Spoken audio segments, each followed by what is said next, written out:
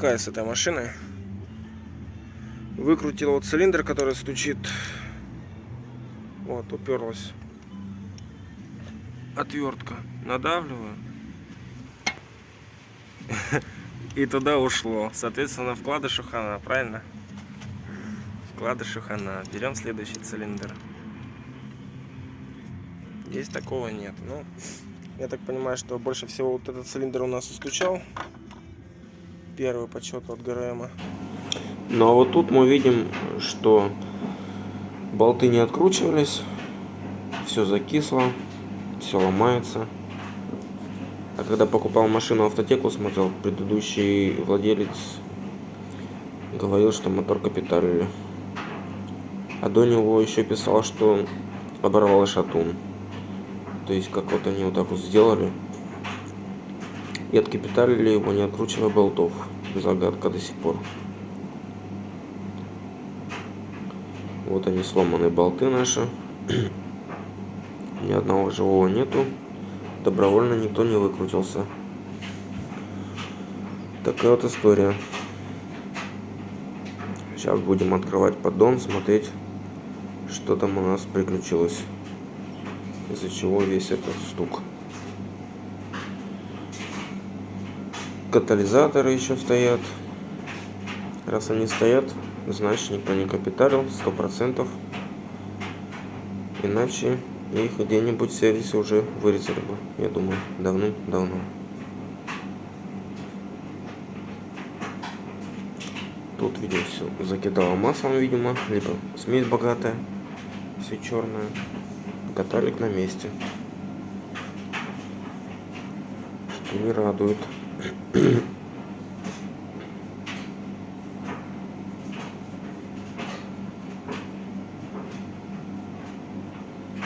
Вот снял поддон. Сейчас покажу, что стучит. Вкладыш покинул чат.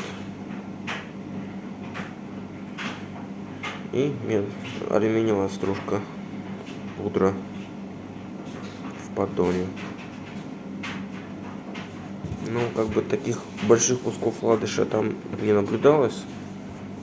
Поэтому я вообще не знаю, куда он делся. А в такую мелкую пыльцу, чтобы его раздробило, как бы соседи по гаражу говорят, что это странно очень.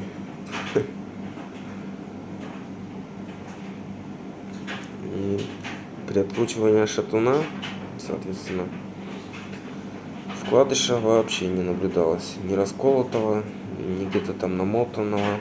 Вообще его не было. Ощущение, что вкладыш просто забыли поставить. Вот она и причина этого. Ну вот, собственно, добрался до шатуна.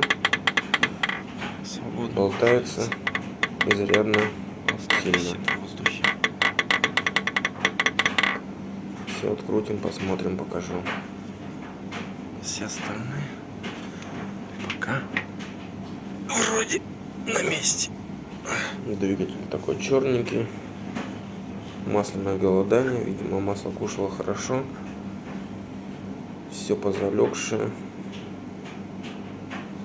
Ну вот видим, что ни поворотов, ничего не было.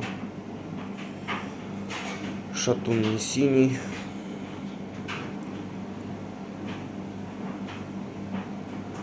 Точнее, бугель шатуна.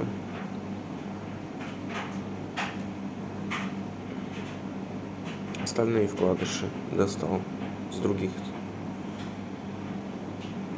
шатунов. Такие поезженные, потертые чутка. Ну, такого криминала нигде нету.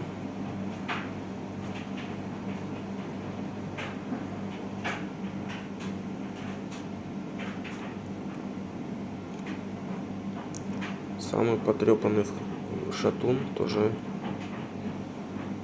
такого матового цвета. Видно, что ему досталось хорошо, но синего ничего нету. Сейчас подкинем стандартные вкладыши. Все 6 цилиндров. Все поставим новые. Стояли стандартные. На ремонт у меня ушло где-то 3500. Это 200 вкладыши, масляный фильтр. Плюс масло канистру за 1000, там с копейками возьму 1100. Общий ремонт был где-то 3500.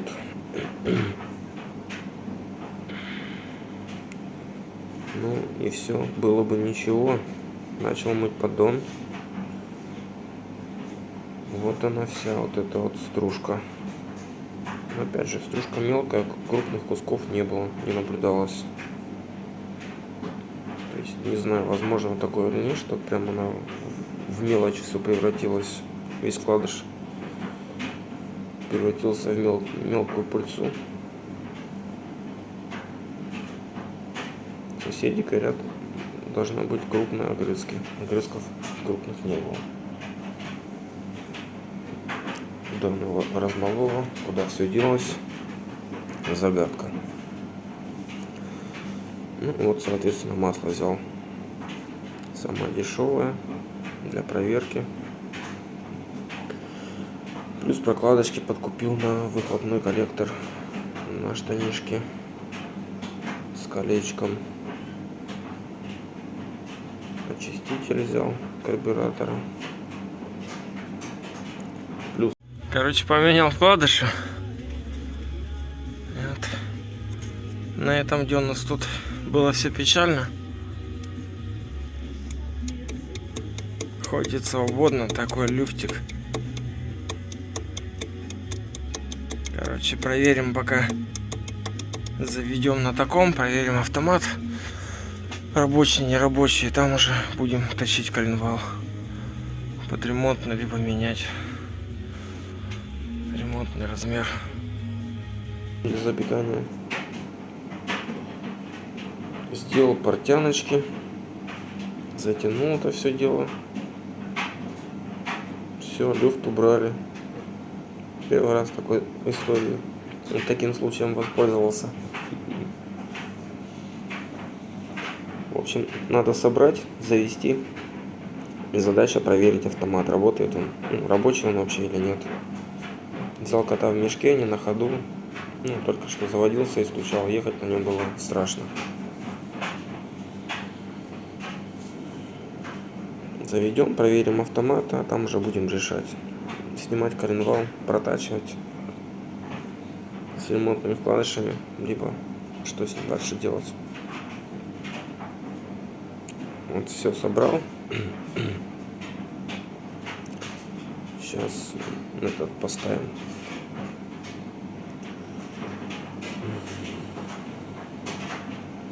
Интеркулер поставлю сейчас. Компрессор хорошо вращается, без всяких заеданий люфтов. Правда, что масло подкидывается через компрессор. Со стружкой, значит, это с двигателем масла. Сейчас соберем, запустим, проверим.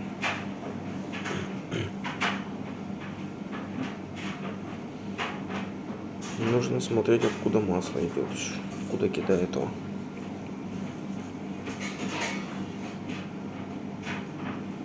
Интеркулер промою.